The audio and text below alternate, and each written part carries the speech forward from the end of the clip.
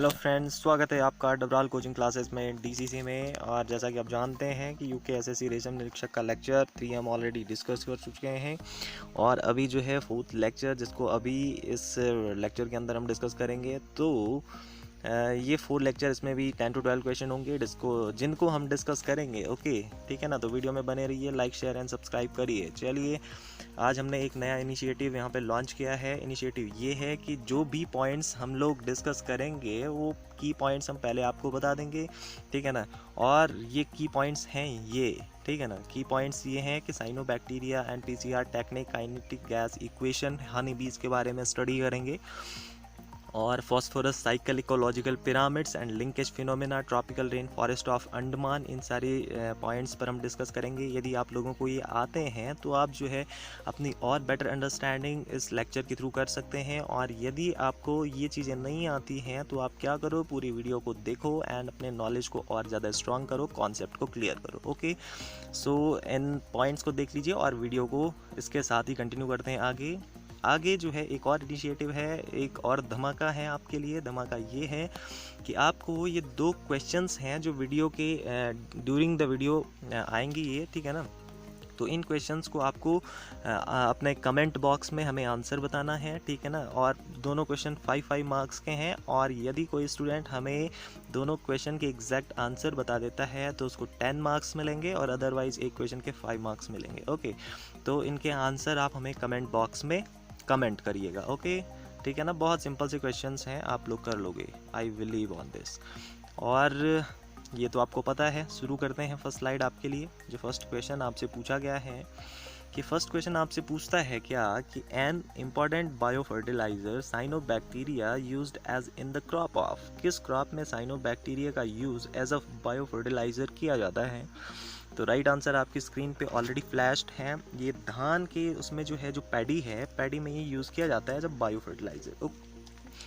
Bio fertiliser क्या होता है, बायो फर्टिलाइज़र को समझना यहाँ पे वेरी इंपॉर्टेंट है। बायो फर्टिलाइज़र जब आप क्या करो, किसी जो लिविंग ऑर्गेनिज्म है उसका यूज़ क्या करो, एज अ फर्टिलाइज़र करो आपके सॉइल में, तो वो जो है, जो ऑर्गेनिज्म जिसका आप यूज़ कर रहे हैं वो बायो फर्टिलाइज़र होगा, है ना।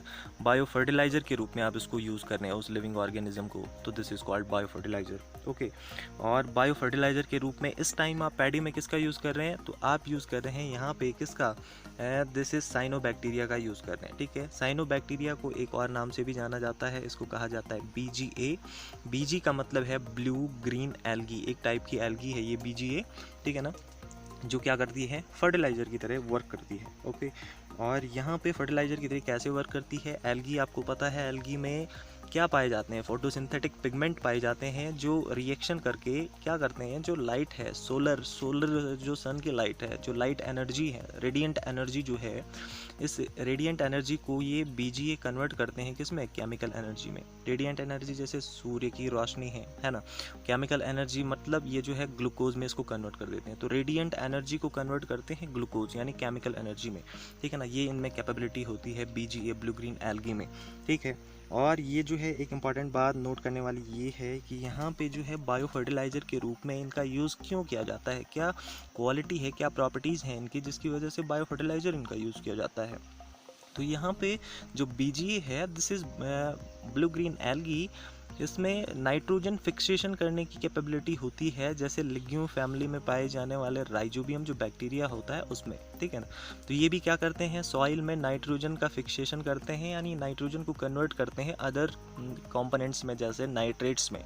नाइट्रेट्स फिर प्लांट उसको एब्जॉर्ब करके नाइट्रोजन की जो सप्लाई है, उनकी जो डिफिशियंसी है, उनको पूरा करते हैं। ओके, तो ये नाइट्रोजन फिक्सेशन करता है सॉइल में, इसलिए ये इसका यूज़ किया जाता है एज अ बायो फर्टिलाइज़र। एक पॉइंट तो ये हुआ। सेकंड पॉइंट ये है कि ये जो है मॉइस्चर, जो सॉइल में मॉइस्चर होता है उसको भी बनाए रखता है, लॉस ऑफ मॉइस्चर को नहीं होने देता है। ये दूसरा पॉइंट है जिसकी वजह से इसका बायो फर्टिलाइज़र के रूप में यूज़ किया जाता है, ठीक है ना। और जो थर्ड इंपॉर्टेंट पॉइंट है, थर्ड पॉइंट इसमें डिस्कस करने वाला ये है कि जो ये साइनोबैक्टीरिया एंड BGA है, इसकी कुछ 2-3 स्पीसीज़ हैं, 2-3 वैरायटी हैं इसकी जो इस फर्टिलाइज़र की तरह यूज़ होती हैं। तो फर्स्ट इज़ एनाबीना है, एनाबीना, ठीक है ना। एनाबीना भी एक साइनोबैक्टीरिया है और यूज़ किया जाता है एज अ किसकी तरह, फर्टिलाइज़र, बायो फर्टिलाइज़र की तरह, एंड नॉस्टॉक एनाबीना। और एक है टॉलीपॉट्रिक्स, टॉली टोलीपोथ्रिक्स, ठीक है ना, टोलीपोथ्रिक्स। ये थर्ड जो है एनाबीना, थर्ड क्या है, एनाबीना नहीं यार, ये थर्ड जो है साइनोबैक्टीरिया है। ओके, और इसका यूज़ एक बायो फर्टिलाइज़र के रूप में क्यों कर रहे हैं? क्या हमारे लिए ये कोई नुकसान पैदा तो नहीं करेंगे? बिल्कुल नहीं करेंगे, क्योंकि ये बायो फर्टिलाइज़र जो हैं ये एनवायरमेंटली सेफ़ हैं, इनसे कोई नुकसान नहीं होने वाला है, और इको फ्रेंडली, जिसको आप लेटेस्ट जो टर्मिनोलॉजी यूज़ की जाती है, इको फ्रेंडली हैं ये, है ना, इसलिए इनका यूज़ किया जाता है एज अ बायो फर्टिलाइज़र। समझ में आ गया, कॉन्सेप्ट क्लियर हो गया, ठीक है ना। ये एक सेल है बायो फर्टिलाइज़र यानी साइनोबैक्टीरिया की, ठीक है ना, और इसमें ये रेडिएंट एनर्जी आ रही है, उसको कन्वर्ट कर रहा है ये ग्लूकोज में, तो इसलिए बायो फर्टिलाइज़र के रूप में यूज़ किया जाता है। सॉइल फर्टिलिटी को इंक्रीज़ करता है, ठीक है ना, bio energy and remediation and all that, ठीक है। तो ये सारे पॉइंट्स हैं जिनको हमने इस क्वेश्चन में डिस्कस किया है। नेक्स्ट आपके पास जो क्वेश्चन पूछता है वो क्वेश्चन है कि PCR technique is the best for, जो पीसीआर टेक्निक है वो किसके लिए यूज़ की जाती है। तो पीसीआर, एक मिनट मैं आपको बता देता हूँ कि जो पीसीआर है, पीसीआर का फुल फॉर्म क्या है। इसका जो फुल फॉर्म है पॉलीमरेज चेन रिएक्शन, इसका फुल नेम है पॉलीमरेज चेन रिएक्शन। ओके, अच्छा, पॉलीमरेज चेन रिएक्शन क्या है, इसको जानने से पहले आप ये जानते होंगे कि जो क्या होता है, जो आपकी मशीन है फोटोकॉपी की मशीन, वो कैसे वर्क करती है। तो पॉलीमरेज चेन रिएक्शन का यहाँ पे जो फंक्शन है वो सेम फोटोकॉपी मशीन की तरह है। वहाँ पे वो आपके डॉक्यूमेंट को डबल कर देती है, उसकी कॉपी बना लेती है, लेकिन यहाँ पे जो पीसीआर टेक्निक है ये यहाँ पे एक स्पेसिफिक टाइप के मटेरियल, जिसको आप डीएनए कहते हैं, ये डीएनए की कॉपी बनाने का काम करती है ना, डीएनए की कॉपी बनाता है। फॉर एग्जांपल डीएनए की कॉपी आपको चाहिए क्यों?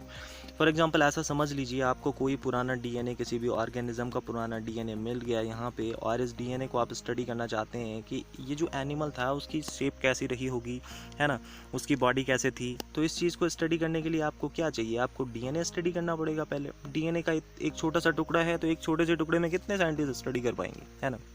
तो इसके लिए क्या चाहिए, इसके लिए आपको क्या करनी पड़ेगी, इसकी फ़ोटोकॉपी करनी पड़ेगी, है ना, इसके जो है वेरियस अदर कॉपी करनी पड़ेगी, और वेरियस अदर कॉपी करेंगे तभी जाके आप स्टडी कर पाएंगे, क्योंकि आपके पास जो रिसोर्स है वो ज़्यादा हो गया ना, तो तभी तो रिसोर्स ज़्यादा होगा तब वर्क हो पाएगा, है ना।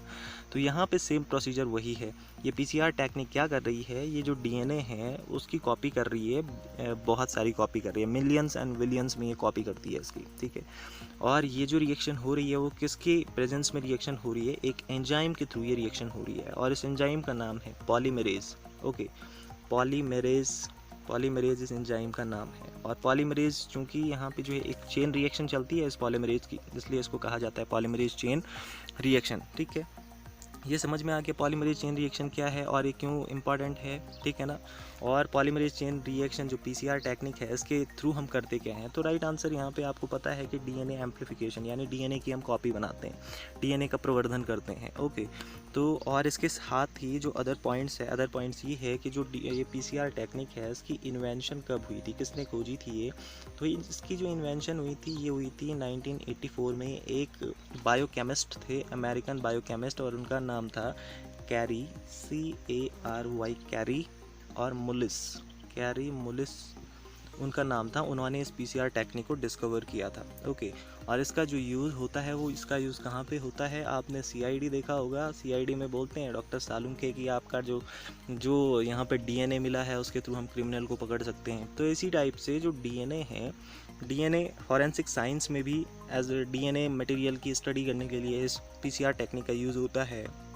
और इसके साथ ही जो बायोमेडिकल रिसर्च है ना, बायोमेडिकल रिसर्च, वहाँ पे भी इसका इम्पॉर्टेंट रोल होता है, ठीक है। तो ये समझ में आ गया यूज़ क्या है, यूज़ बता दिए मैंने आपको। पॉलीमरेज चेन रिएक्शन करती फंक्शन क्या है इसका, इसकी डिस्कवरी किसने करी थी, और इसके साथ ही पॉलीमरेज चेन रिएक्शन इसका नाम क्यों है। ओके, समझ में आ गया। चलते हैं नेक्स्ट क्वेश्चन पे। नेक्स्ट क्वेश्चन में आपसे पूछता है कि क्या kinetic gas equation is expressed as, यहाँ पे राइट आंसर होगा कि काइनेटिक गैस जो इक्वेशन है उसको आप किसके थ्रू एक्सप्रेस करते हैं। तो राइट आंसर यहाँ पे होगा कि आप PV = 1/3 mNc का स्क्वायर, ठीक है।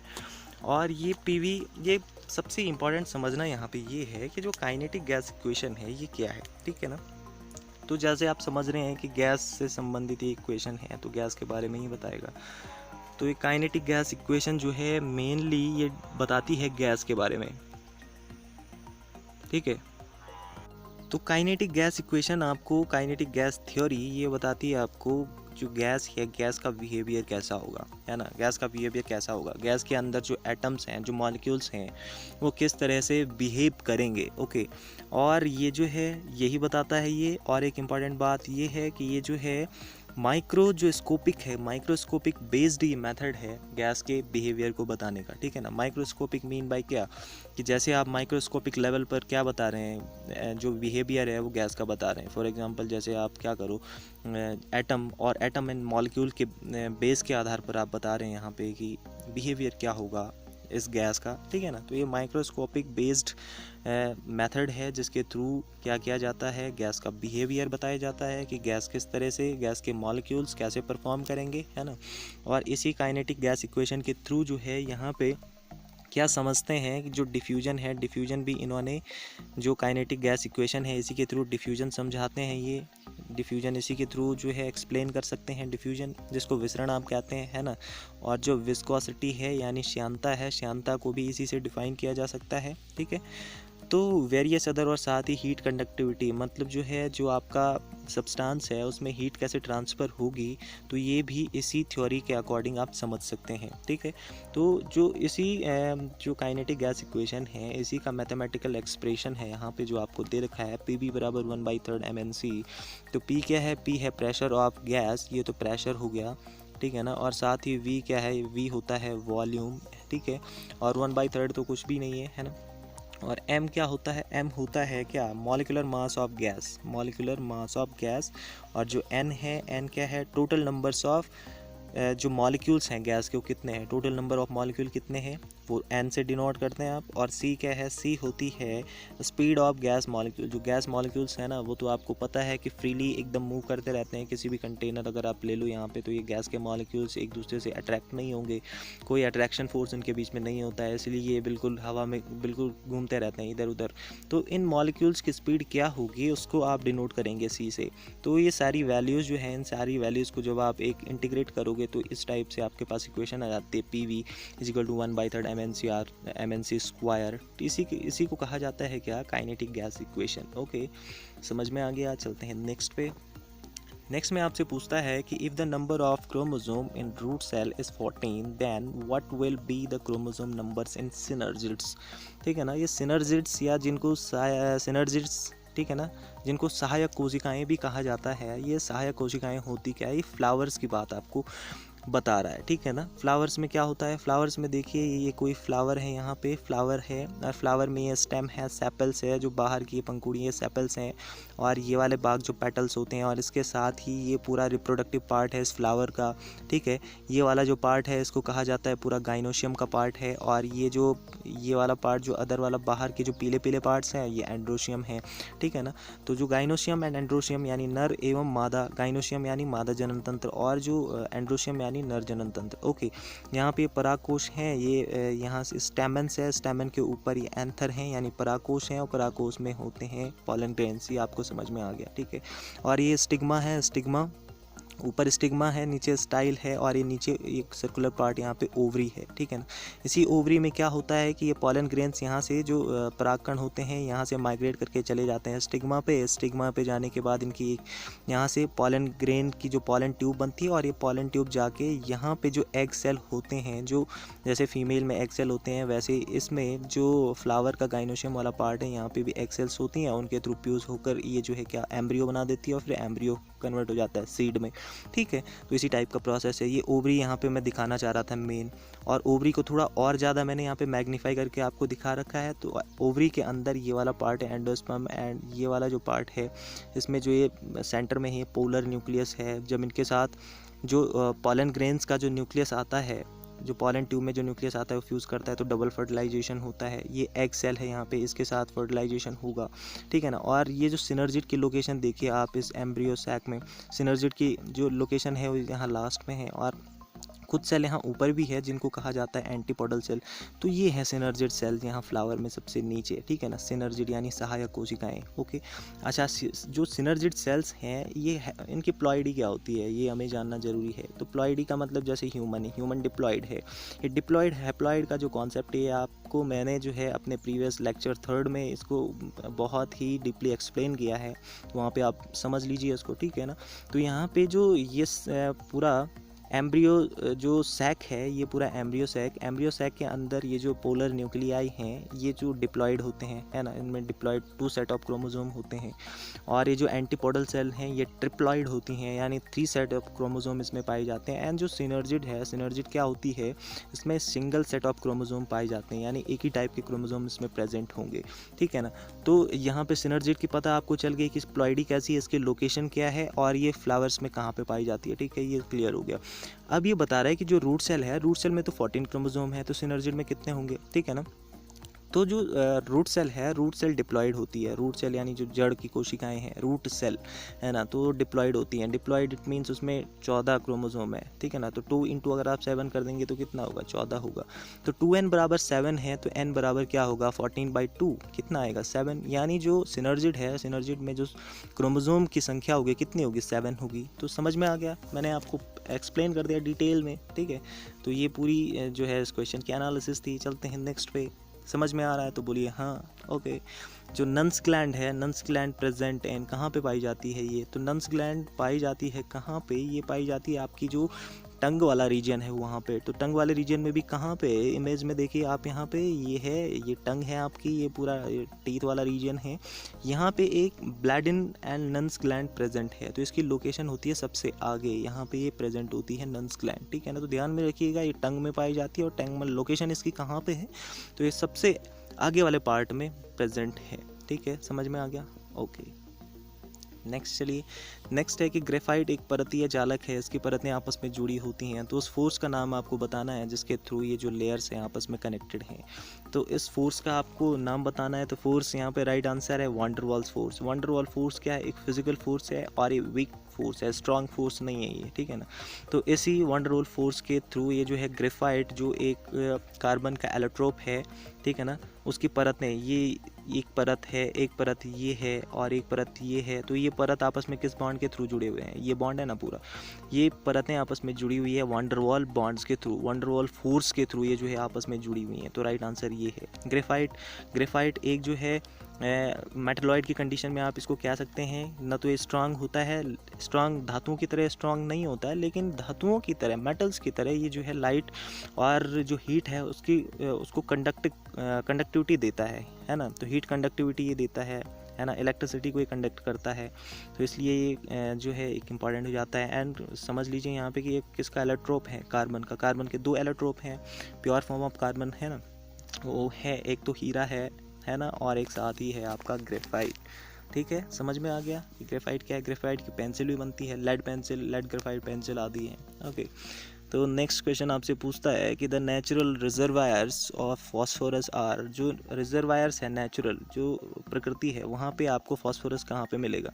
तो फॉस्फोरस आपको मिलता है मेनली रॉक्स के अंदर, ठीक है ना। और रॉक्स के अंदर किस फॉर्म में मिलता है, तो रॉक्स के अंदर मिलता है फॉस्फेट की फॉर्म में। फॉस्फेट एक टाइप का आयन है जिसका फॉर्मूला होता है PO4 3 नेगेटिव, है ना। तो फॉस्फेट की फॉर्म में वहाँ पे रॉक्स में प्रेजेंट होता है फॉस्फोरस, ठीक है। और किस टाइप के रॉक में ये मिलता है, तो यहाँ पे आप ध्यान रखिएगा, जो सेडिमेंट्री रॉक्स होती हैं ना, सेडिमेंट्री रॉक्स, उनमें ये पाया जाता है, जिनमें सेडिमेंटेशन होता है लगातार मिट्टी और वगैरह वगैरह का। तो सेडिमेंटेशन के एज अ रिजल्ट वहाँ पे एक रॉक बन जाती है, तो इसको सेडिमेंट्री रॉक कहते हैं। सेडिमेंट्री रॉक्स में प्रेजेंट होंगे फॉस्फोरस का जो आयंस है फॉस्फेट, ठीक है ना, फॉस्फेट से ही फॉस्फोरस मिलता है। और जो प्लांट्स हैं वो भी फॉस्फोरस को एज अ फॉस्फोरस नहीं गेन करते, बल्कि वो PO4 3 नेगेटिव यानी फॉस्फेट की फॉर्म में उसको जो है एब्जॉर्ब करते हैं। ये समझ में आ गया, ठीक है ना। और इसके साथ ही जो है fossils and sea waters and animal bones, आपको पता होगा कैल्शियम एंड फॉस्फोरस से बोन्स बनी हुई होती हैं, तो फॉसिल्स में भी हड्डियाँ वगैरह होंगी, तो वहाँ पर भी आपको फॉस्फोरस एंड कैल्शियम मिलेगा, ठीक है ना। और एनिमल ये सी वाटर में कैसे जाएगा, क्योंकि सी वाटर में बारिश होगी तो फॉस्फेट कहाँ बह के जाएगा, सीधे वाटर में, और वाटर कहाँ जाता है, सीधे ओशन में, यानी सी वाटर में। तो इस वजह से सी वाटर में प्रेजेंट होगा, ओके। तो ये था यहाँ पे ये जो नेचुरल रिजर्वायर है फॉस्फोरस का वो कहाँ है, ये मैंने एक्सप्लेन कर दिया आपको डिटेल में। ओके, नेक्स्ट है कि what are honey bee drones at reproductive level, कि जो हनी बी का जो प्रजनन स्तर पर मधुमक्खियों के ड्रोन क्या होते हैं ये आपको बताना है। तो ये जो है प्रजनन स्तर पर ये होते हैं क्या, ये होते हैं बी का ऑप्शन यानी फर्टाइल मेल्स होते हैं, ठीक है। अब जो हनी बीज होती हैं, हनी बीज में क्या होता है, मेल्स फीमेल्स सभी में प्रेजेंट होंगे, आपको पता है, ठीक है। लेकिन इसका केस एक अलग है। यहाँ पे जो मेल्स होते हैं वो फर्टाइल होते हैं, यानी मेल्स जो है किसके साथ फर्टिलाइजेशन करते हैं, जो हनी बीज में जो क्वीन वाली मधुमक्खी होती है ना उसके साथ ही फर्टिलाइजेशन करते हैं। फर्टिलाइजेशन के बाद जो है और वहाँ से जो हनी बीज हैं वो बनती हैं। ये समझ में आ गया, ठीक है। और हनी बीज की एक स्पेशल चीज़ आपको बताऊँ, इसमें ड्रोन होते हैं, जो मेल है उसको ड्रोन कहा जाता है। फीमेल जो है फीमेल भी दो टाइप की होती है, एक वर्कर होती है, वर्कर फीमेल, और एक क्वीन फीमेल होती है। जो वर्कर फीमेल होती है ये जो है स्टेराइल होती है, इट मीन्स इसके जो है बच्चे वगैरह नहीं हो सकते, इसमें फर्टिलाइजेशन नहीं हो सकता, ठीक है ना। तो और जो क्वीन है, क्वीन जो है इसमें फर्टिलाइजेशन हो सकता है और ये नए बच्चे पैदा कर सकती है। तो यहाँ पे ड्रोन ये फर्टाइल है, ये फर्टिलाइजेशन करेगा क्वीन के साथ, इसीलिए फर्टाइल है।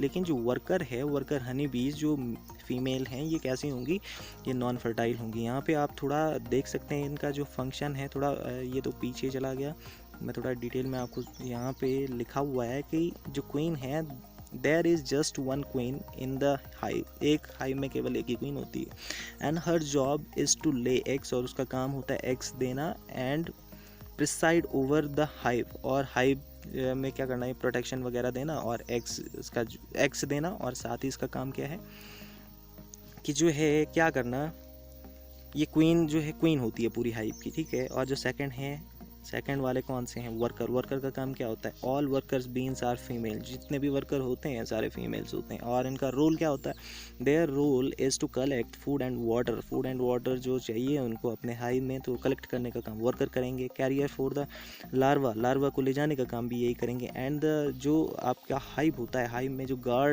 गार्ड करने वाली जो हनी बीज होती हैं वो भी वर्कर ही होती हैं। और ड्रोन का काम क्या होता है, drones are only males in the hive, ये मेल्स होते हैं, unlike the queens and the worker drone do not have stingers, ठीक है ना। तो ड्रोन का काम मेनली क्या है, फर्टिलाइजेशन करना है, ठीक है। तो ये यहाँ पे पूरा हनी बी का मैंने आपको दिखा दिया है ना, स्टेराइल कौन होगा और फर्टाइल कौन होगा, ठीक है, समझ में आ गया। चलते हैं नेक्स्ट पे। नेक्स्ट है पॉलीस्टीरीन। क्या है पॉलीस्टीरीन, जो है पॉलीस्टीरीन एक टाइप का प्लास्टिक है। और ये प्लास्टिक कैसा है, ये किस टाइप से बना होता है, ये होता है एरोमेटिक हाइड्रोकार्बन का बना हुआ। एरोमेटिक हाइड्रोकार्बन मीन जैसे बेंजीन है, बेंजीन की जो रिंग होती है कैसी होती है, इस टाइप से एक क्लोज रिंग वाला होता है, ये एरोमेटिक है। एरोमेटिक मीन बाय इन जो हाइड्रोकार्बन्स हैं इनकी एक स्पेसिफिक टाइप की एक गंध होती है, एक एरोमा होती है, इसलिए इनको एरोमेटिक हाइड्रोकार्बन कहते हैं। पॉलीस्टीरीन जो बना होता है वो स्टाइरीन का है। स्टाइरीन, जब स्टाइरीन बहुत सारे स्टाइरीन आपस में जुड़ते हैं तब जाके पॉलीस्टाइरीन बनता है। और पॉलीस्टाइरीन क्या है, this is a type of plastic, है ना। और इसका यूज़ कहाँ पे होता है, इसका यूज़ होता है जैसे ज्वेल्स के, आपने जो ज्वेलरी हैं उसके बॉक्स देखे होंगे तो वहाँ पे भी इसका जैसे थर्माकोल होता है ना उसी की तरह होता है ये, ठीक है ना। और वहाँ पे इसका यूज़ किया जाता है। और साथ ही जो आपके ऑप्टिकल डिस्क हैं, जो जैसे चश्मा वगैरह हैं एंड लेंस वगैरह एंड जो प्रिज्म हैं, इनको भी इसी पॉलीस्टीरीन के उसमें रखा जाता है, ठीक है। और पॉलीस्टीरीन इस टाइप का थर्माकोल टाइप का स्ट्रक्चर इसका होता है, जैसे थर्माकोल होता है, ठीक है ना। और जो सीडीज़ हैं, सीडीज़ एंड डीवीडीज़ के आप मुझे कमेंट में फुल फॉर्म बताइए कि सीडी का और डीवीडी का पूरा नाम क्या है। तो ये सारा काम है इस पॉलीस्टीरीन का। और जो राइट आंसर है यहाँ पे वो फर्स्ट वाला है, ये नीचे रिएक्शन है इसकी। स्टाइरीन जो है पॉलीमराइजेशन के थ्रू क्या बनाता है, पॉलीस्टाइरीन बनाता है। ओके, चलिए नेक्स्ट पे चलते हैं। नेक्स्ट क्वेश्चन में आपसे पूछता है क्या, नेक्स्ट में कि पिरामिड ऑफ बायोमास, जो बायोमास का पिरामिड होता है वो कैसा होता है। देखो पिरामिड क्या है, pyramid instead of representing trophic level in the food web, ecosystem में जो फूड है, जो ऑर्गेनिज्म है, उनके बीच में रिलेशन क्या है, किस टाइप से वो फूड के लिए, शेल्टर के लिए किस टाइप से आपस में जो है जुड़े हुए हैं। तो इस चीज़ को इस चीज़ को हम एक ग्राफिकल रिप्रेजेंटेशन के थ्रू एक्सप्रेस करते हैं, और उस ग्राफिकल रिप्रेजेंटेशन का नाम है वो है पिरामिड, है ना। पिरामिड के फॉर्म में हम इसको क्या करते हैं, रिप्रेजेंट करते हैं, ठीक है। तो इस पिरामिड के अंदर हम जो है ये 3 टाइप का होता है। एक तो हम नंबर के बेस पर पिरामिड लेते हैं, और एक बायोमास के, यानी उनके बायोमास कितना है उसके आधार पर पिरामिड्स, और थर्ड होता है एनर्जी का पिरामिड। तो यहाँ पे जो पूछा गया है वो आपको पूछा गया है बायोमास का पिरामिड कैसे होता है। तो बायोमास का पिरामिड 2 टाइप का हो सकता है। एक टेरेस्ट्रियल, यानी जो स्थलीय इकोसिस्टम है, टेरेस्ट्रियल इकोसिस्टम है, उसका जो पिरामिड होगा वो कैसा होगा, और जो एक्वेटिक है यानी समुद्री या कोई जलीय जो इकोसिस्टम है उसका पिरामिड कैसे होगा, ठीक है। तो यहाँ पे जो टेरेस्ट्रियल वाला होता है इसका पिरामिड होता है सुल्टा, ठीक है ना, एकदम इरेक्ट होता है, ठीक है। और यहाँ पे ये जो दिखाया जाता है, ये नीचे सबसे नीचे जो लार्जेस्ट पार्ट है यहाँ पे प्रोड्यूसर को दिखाया जाता है, फिर हर्बीवर्स को, फिर प्राइमरी कॉर्निवर्स को, और फिर टॉप कॉर्निवर्स को यहाँ पे दिखाया जाता है, ओके। यानी जो ये वाले हैं ये इस पर डिपेंड हैं, ये वाला इस पर डिपेंड है, एंड जो टॉप कॉर्निवर्स है वो इस वाले कॉर्निवर्स पर डिपेंड है, इन सब पर डिपेंड है, ठीक है। तो इसी टाइप से जो है यहाँ पे जो बायोमास का जो एक्वाटिक इकोसिस्टम है, एक्वाटिक इकोसिस्टम का जो बायोमास होता है, ये इसका जो पिरामिड होता है वो इन्वर्टेड होता है, ठीक है। इन्वर्टेड क्यों होता है, क्योंकि अगर फॉर एग्जांपल ऐसा समझ लीजिए, यदि आप इसको सुल्टा करते तो सुल्टे में क्या करते हैं, हम नीचे मछलियाँ रखते हैं, ये बड़ी वाली मछली, फिर ऊपर छोटी मछली रखते हैं, फिर सबसे ऊपर प्रोड्यूसर रखते हैं। लेकिन जो रूल है वो क्या है, रूल तो ये है ना कि हम प्रोड्यूसर को नीचे रखेंगे और आप प्रोड्यूसर को ऊपर रख रहे हो, तो पिरामिड गलत नहीं हो जाएगा फिर। इसीलिए ये जो पिरामिड है उसको उल्टा कर दिया गया है ना, कि इस टाइप से पिरामिड कैसा होगा, उल्टा होगा। सबसे नीचे प्रोड्यूसर होंगे, फिर हर्बीवर्स होगा, और फिर कार्निवर्स होगा। ये कार्निवर्स डिपेंड होंगे इन हर्बीवर्स पे, इन छोटी मछलियों पे, और ये छोटी मछली और डिपेंड होंगे इन प्रोड्यूसर्स पे। तो इस टाइप से इसका पिरामिड कैसा होगा, उल्टा ही रह जाता है, और ये वाला टेरेस्ट्रियल का उल्टा रहता है, ठीक है। चलते हैं नेक्स्ट पे। नेक्स्ट है कि complete linkage has been reported in, कहाँ पे कंप्लीट जो है लिंकेज वो पाई जाती है। तो लिंकेज को जानने से पहले, जो सहलग्नता है उसको जानने से पहले आपको जानना होगा फर्स्ट में जो मेंडल्स लॉ है, मेंडल का सेकंड लॉ क्या कहता है ना। तो मेंडल का जो सेकंड लॉ है मेंडल का, वो कहता है ये कि जब गैमेट फॉर्मेशन होती है ना, जब गैमेट्स बनते हैं, जब युग्मक बनते हैं, तो गैमेट फॉर्मेशन के टाइम जो जीन्स हैं क्रोमोसोम पर, जैसे ये कोई क्रोमोसोम होगा, है ना, इस क्रोमोसोम पे इस टाइप के जीन्स लगे हुए हैं ABCD और EFGH करके, ठीक है ना। तो जैसे ही गैमेट फॉर्मेशन होती है वैसे वैसे ये जो जीन्स हैं ये जो है अलग हो जाते हैं एक दूसरे से अलग। फॉर एग्जांपल जैसे ये वाला जीन्स है, ये वाला कोई A जीन है, ये वाला कोई B जीन है, यहाँ पे ये B जीन है, A and B जीन, और यहाँ पे कोई C जीन है, ठीक है ना। तो जब गैमेटिक फॉर्मेशन होगा, जब गैमेट बनेगा, तो उस टाइम ये जो जीन्स है ये अलग अलग हो जाते हैं, है ना, ये अलग अलग चले जाते हैं और दूसरे जीन्स के साथ पेयर करने लगते हैं। इनका बोलने का मतलब है कि A और B जो यहाँ पे पास पास है ना, ये B इसके साथ नहीं रहेगा बल्कि B C के साथ जोड़ा बना देगा, A जो है यहाँ कहीं D के साथ जोड़ा बना देगा। तो इस टाइप से अलग अलग हो जाते हैं जीन्स, ठीक है ना, और वो जीन्स जो है अलग अलग होकर दूसरे जीन्स के साथ जोड़ा बना लेते हैं। तो इस टाइप से जो है सेकेंड वाला रूल था मेंडल्स का, ठीक है ना। तो मेंडल्स का जो रूल है उसी का सबसे बड़ा एक्सेप्शन है यहाँ पे, एक प्रोमिनेंट एक्सेप्शन जिसको आप कह सकते हैं, वो है लिंकेज। और लिंकेज क्या कहता है कि जो क्रोमोसोम्स हैं, क्रोमोसोम्स पे जो जीन्स हैं, जो इस टाइप का अगर कोई क्रोमोसोम है तो इस पे अगर कोई जीन्स इस टाइप से हैं, तो ये जो जीन्स होंगे ना, ये जीन्स जो है, कुछ जीन ऐसे होते हैं जो कभी भी एक दूसरे से अलग नहीं होते हैं ना, ये आपस में लिंक रहते हैं, कभी भी एक दूसरे से सेपरेट नहीं होते हैं। और ये साथ ही साथ गैमेट फॉर्मेशन के बाद ही जो नेक्स्ट जनरेशन है उसमें भी इसी टाइप के इनहेरिट होंगे, यानी ये कभी एक दूसरे से भागेंगे नहीं, एक दूसरे से दूर नहीं जाएंगे। तो इसी कॉन्सेप्ट को कहा जाता है लिंकेज। तो है ना एकदम उल्टा, क्योंकि ये कह रहा है कि ये कभी जो है इधर उधर नहीं जाएंगे, हमेशा साथ में रहेंगे, जबकि मेंडल साहब कह रहे हैं कि ये सब अलग अलग होते हैं और नेक्स्ट अलग अलग जीन्स के साथ ये जोड़े बना देते हैं। तो इस टाइप से प्रोमिनेंट एक्सेप्शन है। 1905 में इसको दिया था किसने, 1905 में इसको दिया था एक साइंटिस्ट थे, उनका नाम था मॉर्गन, TH मॉर्गन, और उन्होंने ड्रोसोफिला मेलानोगास्टर्स पे रिसर्च करके इस कंप्लीट जो लिंकेज फिनोमेना है इसको दिया था, ठीक है ना। और जो है फादर ऑफ लिंकेज भी इनको कहा जाता है, ये आपको ध्यान में रखना है, ठीक है। और एक और चीज़ है यहाँ पे कि जो कंप्लीट लिंकेज क्या होती है। कंप्लीट लिंकेज का मतलब ये है कि जो क्रोमोसोम हैं, क्रोमोसोम्स पर जो जीन्स हैं, यदि वो बिल्कुल कभी भी, यानी हमेशा अगर वो साथ ही में इनहेरिट हों, कभी एक दूसरे से सेपरेट ना हो, तो जो कॉम्बिनेशन है वो जो लिंकेज है उसी को कहा जाता है क्या, कंप्लीट लिंकेज, यानी ये बिल्कुल आपस में जुड़े हुए हैं, कभी किसी से भागेंगे नहीं एक दूसरे से, ठीक है ना। तो ये कंप्लीट लिंकेज है, ये क्लियर हो गया आपका, ठीक है ना। और ड्रोसोफिला के केस में कंप्लीट लिंकेज कैसे है, यहाँ पे देखिए आप कि कोई एक पेरेंट्स ड्रोसोफिला हैं और उनमें दो कैरेक्टर्स के बीच में जब हम क्रॉस करवा रहे हैं, एक कैरेक्टर है कि इनकी बॉडी ग्रे है, सेकंड कैरेक्टर ये है कि इनकी जो विंग्स है वो कैसी हैं, लंबी हैं। और जो सेकंड वाला जो पेरेंट्स है, एक तो मेल होगा और एक फीमेल होगा। जो फीमेल पेरेंट्स है उसकी कैरेक्टर क्या है कि इसकी बॉडी ब्लैक है और जो विंग्स हैं वेस्टिजियल विंग्स हैं इसके, ठीक है। जब गैमेट फॉर्मेशन होगा तो इनके जो क्रोमोसोम इस टाइप से हैं, गैमेट फॉर्मेशन के टाइम यहाँ से एक जी और एक एल नीचे आएगा और यहाँ से भी एक small G and G L नीचे आएगा।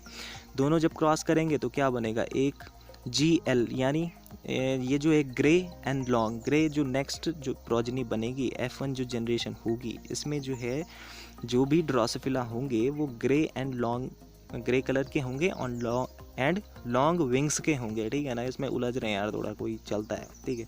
ग्रे एंड लॉन्ग विंग्स के होंगे। उसके बाद आप क्या करोगे कि आप टेस्ट क्रॉस करोगे। टेस्ट क्रॉस किसके साथ, टेस्ट क्रॉस का मतलब होता है जब आप F1 जनरेशन की जो क्रॉस है उसको किसके साथ करवाओ, उसके पेरेंट्स के साथ। तो पेरेंट्स के साथ जो कैसा है, रेसेसिव है, ये तो डोमिनेंट है और ये रेसेसिव है। रेसेसिव के साथ आप ट्रेट उसका क्या करवा रहे हैं, क्रॉस करवा रहे हैं। क्रॉस करवाने के बाद आपने देखा कि यहाँ से देखा तो देखो यहाँ पे G L and small G L है, यहाँ पे स्मॉल जी एल है। यदि यहाँ से स्मॉल जी एल आता है यहाँ से तो बिल्कुल स्मॉल जी एल ही आएगा। तो जी एल यानी स्मॉल जी एल बन रहा है, यानी इस कंडीशन में ब्लैक एंड वेस्टिजियल टाइप के आपके ड्रोसोफिला बनेंगे। और जो अगर कैपिटल जी यहाँ से आ गया, कैपिटल जी एंड एल, और यहाँ से स्मॉल जी एंड एल ही आएगा क्योंकि यहाँ पे दो एक जैसे ही हैं एलील्स, ठीक है। तो यहाँ पे जो बनेगा capital G L and small G L, यानी 50% जो है ग्रे एंड लॉन्ग, यानी ग्रे और लॉन्ग जो है इनका बिल्कुल जीने मरने का साथ है ना, कभी एक दूसरे का साथ नहीं छोड़ेंगे ये। तो ये जो ग्रे एंड जो लॉन्ग है, दोनों जीन्स ये हमेशा किसी भी उसमें जनरेशन में हमेशा साथ रह रहे हैं दोनों, ठीक है ना।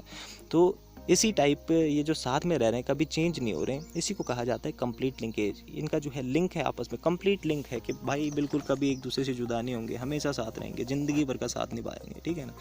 तो इसलिए जो है यहाँ पे ड्रोसोफिला में इस टाइप का ही पाया जाता है लिंकेज, ठीक है। नेक्स्ट है कि the geometry of hybrid orbital in D2sp3 hybridization. Hybridization क्या होता है, जब कोई ऑर्बिटल्स क्या करते हैं, अपनी एनर्जी को कलेक्ट करके एक न्यू एनर्जी वाले ऑर्बिटल बनाते हैं, तो उसको हाइब्रिडाइजेशन कहते हैं। हाइब्रिडाइजेशन में जो D2sp3 का जो हाइब्रिडाइजेशन है वो किस में पाया जाता है, CONS3 का होल 6 और 3+ का चार्जेस पे, इनमें वो पाया जाता है, ठीक है ना।